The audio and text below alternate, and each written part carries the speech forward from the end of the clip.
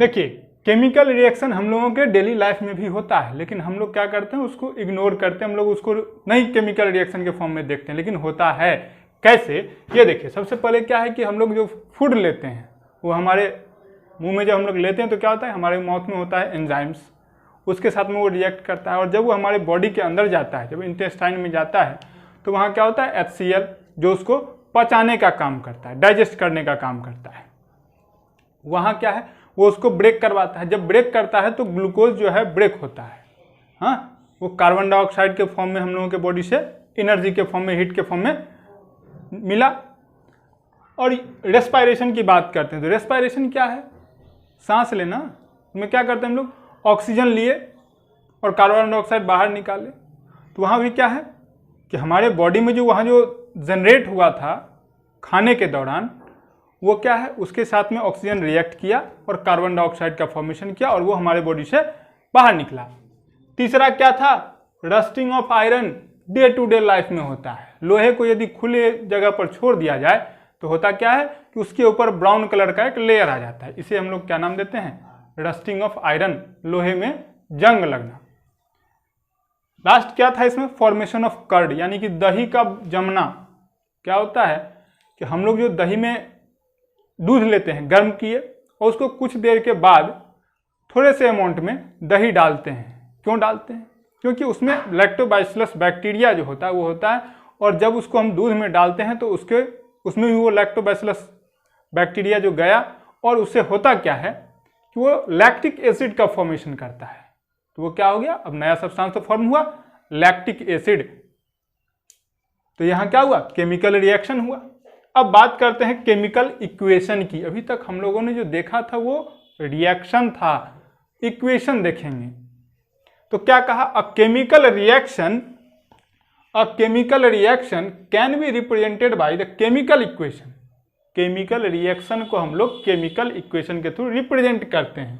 It involves uses of symbol of substances of reactant and product with mention of physical state. हम लोग जो कुछ भी substance लिए हैं रिएक्टेंट में, उनका फिजिकल स्टेट, जो सब्सटेंस हम लोगों को मिला प्रोडक्ट में उनका फिजिकल स्टेट यदि हम दिखाते हैं और साथ में केमिकल रिएक्शन के दौरान जो भी सब प्रोडक्ट मिला है उसको बैलेंस वे में देखते हैं, यानी कि जो जितना पार्ट रिएक्टेंट में उतना ही पार्ट प्रोडक्ट में होता है, तो नाम देते हैं हम लोग क्या, केमिकल इक्वेशन। अब हमने यहाँ नाम दिया फिजिकल स्टेट को मेंशन करना। तब फिजिकल स्टेट कहने का मतलब क्या, तो सॉलिड, लिक्विड या गैस जो हुआ आपका फिजिकल स्टेट होता है। तो होने को तो फिजिकल स्टेट मैटर्स के 5 हैं जो हम लोगों ने क्लास 9th में पढ़ रखा है, लेकिन केमिकल रिएक्शन के दौरान हम लोग जो हैं 3 ही स्टेट की बात करते हैं, सॉलिड, लिक्विड और गैस। 3 और चीज होते हैं जो केमिकल रिएक्शन में आपको कहीं कहीं देखने को मिलते हैं। पहला आपका होता है क्या, ये तो सॉलिड को S से, लिक्विड को L से और गैस को G से रिप्रेजेंट करेंगे। अब क्या है एक्वस, एक्वस को किससे रिप्रेजेंट करेंगे, AQ से। कॉन्सनट्रेटेड एसिड के फॉर्म में आता है, ये एसिड के लिए हम लोग कॉन्सनट्रेटेड और डाइल्यूट का यूज करते हैं, तो ये कॉन्सनट्रेटेड को कॉन्क, CONC डॉट, डाइल्यूट की बात करते हैं तो DIL लिखते हैं। अब ये कॉन्सनट्रेटेड एसिड या डाइल्यूट एसिड क्या होता है हम लोगों ने पढ़ रखा है, लेकिन फिर भी मैं आपको यहाँ बता दूं, कॉन्सनट्रेटेड एसिड में क्या होता है, वैसा एसिड जिसमें वाटर का अमाउंट मिनिमम हो, क्योंकि आप जानते हैं कि acid can not show their acidic property without water. It means जो कोई भी एसिड होगा उसमें कुछ ना कुछ अमाउंट वाटर का होना कंपल्सरी है। जब मिनिमम अमाउंट ऑफ वाटर डालते हैं तो कहते हैं ये कॉन्सनट्रेटेड एसिड है, जब ज्यादा अमाउंट में वाटर डालेंगे तो नाम देते हैं कि डाइल्यूट एसिड है। इसको मैंने डिफाइन यहाँ इसलिए नहीं किया है क्योंकि इस चीज को आपने क्लास 9th में पढ़ रखा था, हालांकि मैंने इसको क्या किया आपको बता दिया है। अब एक्वस सॉल्यूशन क्या होता है, तो क्या लिखा, it is a solution in which solvent is water. तो कहोगे आपकी ये एसिड में क्या था, एसिड में भी तो वाटर का ही यूज किए थे, यहाँ क्यों कॉन्सनट्रेटेड और डाइल्यूट और बाकी के लिए आप एक्वस का यूज करते हैं, नहीं। यहाँ इसलिए क्योंकि एसिड जो है बिना वाटर के अपना एसिडिक कैरेक्टर शो नहीं करता, इसलिए उसको कॉन्सनट्रेटेड और डाइल्यूट की बात किए हैं। एक्वस की बात क्यों किए, तो अदर सब्सटेंस जो भी आते हैं उनके लिए हम लोग एक्वस की बात करते हैं। जैसे अब यहाँ हम लोग लिया है एग्जाम्पल के तौर पर, जैसे मैग्नीशियम लिए और ऑक्सीजन लिए। यहाँ मैं फिजिकल स्टेट वाले की बात कर रहा हूँ। मैग्नीशियम और ऑक्सीजन की बात जब करते हैं, रिएक्शन करवाएं तो मिला क्या है, मैग्नीशियम ऑक्साइड, जो कि होता है सॉलिड स्टेट में। अब मैग्नीशियम क्या है, रिबन के फॉर्म में मिलता है, मेटल है, तो ये सॉलिड स्टेट में मिलेगा। ऑक्सीजन क्या है, गैस है, सिंपल सी बात है, गैसियस स्टेट में मिलेगा। तो ये सॉलिड और ये गैस। अब जब मैग्नीशियम रिबन को हम लोग बर्न करवाते हैं, और हाँ यहाँ एक चीज़ मैं आपको बता दूं कि ये मैग्नीशियम रिबन आपको फ्री स्टेट में नहीं होता। मैग्नीशियम का रिबन जो होता है उसके ऊपर क्रोमेट का एक लेयर होता है, जिसको पहले रब करके हटाना होता है, रगड़ करके हटाना होता है। जब हट गया उसके बाद आप जब माचिस की तिल्ली उसके नज़दीक लाते हैं तो उस मैग्नीशियम के रिबन में आग पकड़ता है ऑक्सीजन के प्रेजेंस में, और वो अच्छा खासा अमाउंट में लाइट जनरेट होता है, वहाँ हीट जनरेट होता है। बनता क्या है प्रोडक्ट, मैग्नीशियम ऑक्साइड। मैग्नीशियम क्या था आपका सॉलिड स्टेट में, ऑक्सीजन गैसियस स्टेट में, मिला क्या, मैग्नीशियम ऑक्साइड, ये सॉलिड स्टेट में। कार्बन और ऑक्सीजन रिएक्शन आप देख रहे होंगे, ऊपर वाले में भी कार्बन ऑक्सीजन, नीचे में भी कार्बन ऑक्सीजन, लेकिन क्या है कि प्रोडक्ट साइड में एक जगह कार्बन मोनोऑक्साइड है, दूसरी जगह कार्बन डाइऑक्साइड है। रीजन है इसके पीछे। अक्सर हाँ आप जब बुक में देखते हो तो बुक में आपको लिखा हुआ होता है carbon reacts with oxygen then carbon dioxide is form, but it is not truly correct. होता क्या है कि कार्बन जब लिमिटेड अमाउंट में ऑक्सीजन से रिएक्ट करता है तो बनता है आपका कार्बन मोनोऑक्साइड गैस। जब उसको सफिशिएंट अमाउंट में ऑक्सीजन मिला तो क्या मिलेगा, कार्बन डाइऑक्साइड। अब दोनों आपस में ही गैस है, दोनों तो गैस ही है। यहाँ क्या था, carbon solid state, oxygen gaseous state, मिला क्या, कार्बन मोनोऑक्साइड जो कि गैसियस स्टेट में है। Carbon solid state, oxygen gaseous state, मिल करके बना क्या, कार्बन डाइऑक्साइड, ये भी आपका क्या है, गैसियस स्टेट में है। अब मैंने यहाँ एक्वस लिखा है, तो देखो जब आप सोडियम हाइड्रोक्साइड को HCl के साथ रिएक्ट करवाते हो, सोडियम हाइड्रोक्साइड का फॉर्मूला क्या, NaOH, HCl यानी कि हाइड्रोक्लोरिक एसिड डाइल्यूट फॉर्म में है। जब ये दोनों को आप रिएक्शन करवाते हो तो NaCl यानी कि साधारण नमक कॉमन साल्ट का फॉर्मेशन होता है, वाटर का फॉर्मेशन होता है। इस रिएक्शन को हम लोग न्यूट्रलाइजेशन रिएक्शन भी कहते हैं। है क्या, यहां पर एक्वस सॉल्यूशन में होता है, क्योंकि आपको मालूम होना चाहिए सोडियम है, सोडियम का जो बेस होता है वो आपको अल्कली कहते हैं इसको, जो कि वाटर सोल्यूबल होता है। वाटर सोल्यूबल बेस को हम लोग अल्कली का नाम देते हैं। एसिड बेस चैप्टर में हम लोग बताएंगे इसके बारे में। अब केमिकल रिएक्शन इन्वॉल्व्स, तो क्या, तो पहला है कि केमिकल रिएक्शन में होता क्या क्या है। तो सबसे पहला क्या है कि चेंज इन स्टेट होता है। क्या लिखा है कि some chemical reaction are characterised by a change in state. कुछ केमिकल रिएक्शन है जिनको कि हम लोग बताते हैं उनके स्टेट के चेंज के हिसाब से। जैसे यहां लिखा क्या, the combustion reaction of candle wax is characterised by a change in state from solid to liquid and gas. Chemical reaction जो होता है कैंडल वैक्स का, मोमबत्ती का, मोमबत्ती जब हम लोग जलाते हैं तो होता क्या है कि वहाँ स्टेट का चेंजिंग होता है। क्योंकि आप लोगों ने पढ़ रखा है जूनियर क्लास से ही कि कैंडल का जलना दो टाइप का चेंज होता है, फिजिकल चेंज और केमिकल चेंज। तो यहाँ फिजिकल चेंज की बात हो रही है, हालांकि होता तो ये केमिकल चेंज भी है। फिजिकल चेंज की बात की है तो होता क्या कि कैंडल जो आपके पास है वो होता है सॉलिड स्टेट में। जब आप उसको बर्न करवाते हो ऑक्सीजन के प्रेजेंस में तो क्या होता है, वो पिघलता है।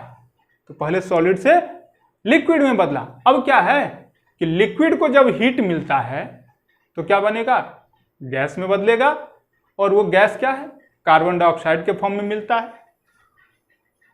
तो यहां यही रिएक्शन होता है एक्चुअल में कि कार्बन जब ऑक्सीजन के प्रेजेंस में बर्न होता है तो कार्बन डाइऑक्साइड का फॉर्मेशन होता है। अब कुछ स्टूडेंट्स कहेंगे सर ये केमिकल चेंज कैसे हुआ, हुआ ना, जब आपका कैंडल सॉलिड स्टेट में था तो वो कार्बन, और साथ में थ्रेड जो लगा हुआ है कॉटन का है वो भी कार्बन का ही एक फॉर्म है।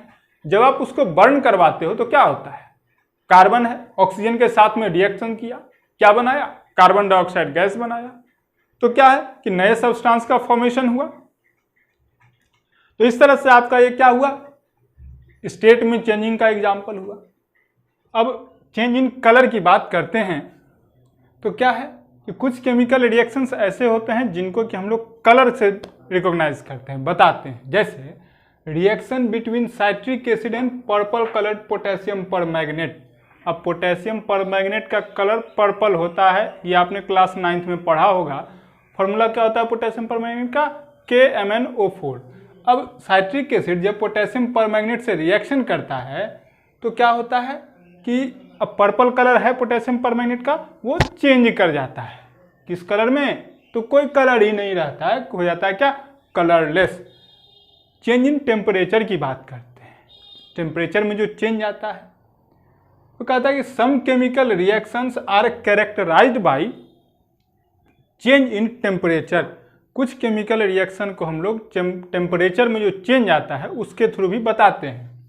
जैसे रिएक्शन जो होता है आपका क्विक लाइम और वाटर का, सिंपल भाषा में यदि समझा जाए तो घर में जो वाइट वॉशिंग किया जाता है उसमें जिस चूना का यूज होता है उसको पहले क्या किया जाता है, किसी कंटेनर में डाल करके पानी डाला जाता है।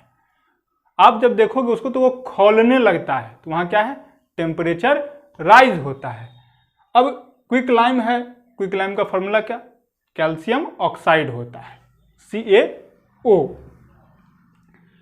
जब उसको वाटर के साथ हम लोग रिएक्ट करवाते हैं तो क्या मिलेगा, कैल्शियम हाइड्रोक्साइड मिलेगा। कैल्शियम हाइड्रोक्साइड का फॉर्मूला क्या, CaOH2। अब क्यों, क्योंकि हाइड्रोक्साइड का वैलेंसी क्या होता है, -1 होता है, कैल्शियम का +2, इसलिए CaOH2। ठीक है, साथ में यहाँ पर आपको कुछ अमाउंट में, अच्छे खासे अमाउंट में हीट का फॉर्मेशन होता है, इसीलिए इस रिएक्शन को हम लोग टेम्परेचर के हिसाब से भी देखते हैं। चेंज इन टेम्परेचर होता है यहाँ, यानी कि टेम्परेचर राइज करता है। जब आप चूना को हाथ में लोगे ना तो उतना आपको गर्म नहीं महसूस होता है, लेकिन जब उसको पानी में डुबाते हो तो वो खौलने लगता है। और क्या है वहाँ, क्यों ऐसा हुआ, क्योंकि वहाँ टेम्परेचर अचानक से राइज किया है। अब बात करते हैं इवोल्यूशन ऑफ गैस का, यानी कि गैस का निकलना। तो कुछ केमिकल रिएक्शंस हैं जिनमें कि गैस का इवोल्यूशन होता है। जैसे जब जिंक सल्फेट, जिंक जो है वो डाइल्यूट सल्फ्यूरिक एसिड से रिएक्शन करता है। अब सल्फ्यूरिक एसिड का मैंने अभी बताया था H2SO4, जिंक का Zn होता है। जब ये जिंक सल्फ्यूरिक एसिड के साथ रिएक्ट किया तो क्या मिला, जिंक सल्फेट और हाइड्रोजन गैस, यहाँ हाइड्रोजन गैस रिलीज हुआ है। अगला है प्रेसिपिटेट। अब ये प्रेसिपिटेट क्या होता है, तो a precipitate is a solid product which separates out from the solution during a chemical reaction। Precipitate एक सॉलिड है जो कि आपको किसी भी केमिकल रिएक्शन के दौरान जो है मिलता है, इसी को हम लोग नाम देते हैं प्रेसिपिटेट। कहाँ मिलेगा, तो सिंपल सी बात है, जब हम लोग एक्वस फॉर्म में रिएक्शन करवाते हैं और सॉलिड मिला है, सिंपल सी बात है कि सॉलिड सॉल्यूबल तो है नहीं, इनसॉल्यूबल है। इनसॉल्यूबल है तो कहाँ मिलेगा, नीचे के पोर्शन में आकर के ये आपको जमा हो जाता है, तो ये प्रेसिपिटेट कहलाया।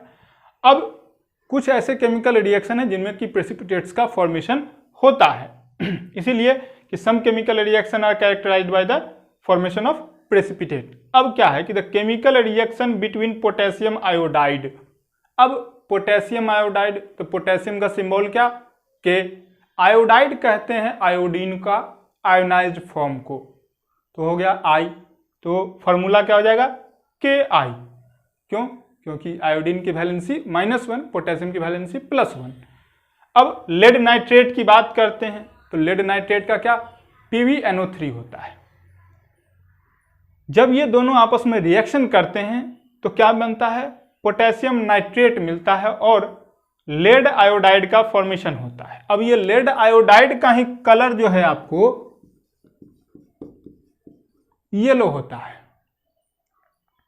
इसलिए आपके उस पूरे कंटेनर का कलर जो है येलो हो जाएगा।